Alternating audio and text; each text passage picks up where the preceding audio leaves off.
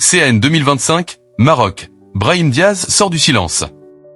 Pointé du doigt pour avoir tenté et raté une panenka lors du pénalty décisif face au Sénégal, le joueur du Real Madrid était au fond du trou.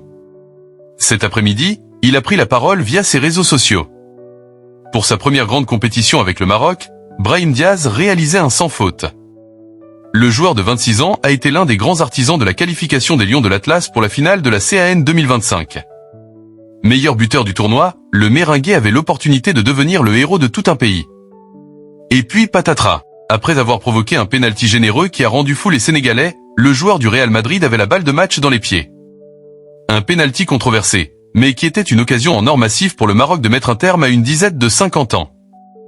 Malheureusement pour Diaz, sa décision de tenter une panenka s'est transformée en cauchemar. Resté sur ses appuis, Edouard Mendy a facilement capté sa tentative. La suite, on la connaît. Recadré et sorti par Wally Regragui dès le début des prolongations, Brahim Diaz a suivi le sacre des Lions de la Teranga avec tristesse, avant de voir le peuple marocain lui tomber dessus.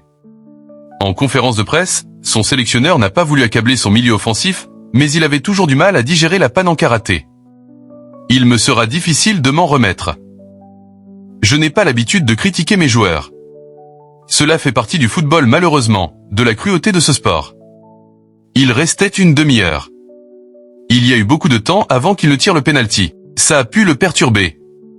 On a arrêté le match aux yeux du monde pendant au moins 10 minutes, ça n'a pas aidé Brahim. Ce n'est pas une excuse sur la façon dont il a tiré. On ne va pas revenir en arrière. Il l'a tiré de cette manière. On va l'assumer, surtout moi en tant que coach. Il a fallu plusieurs heures au principal concerné pour pendre la parole. J'ai mal au cœur.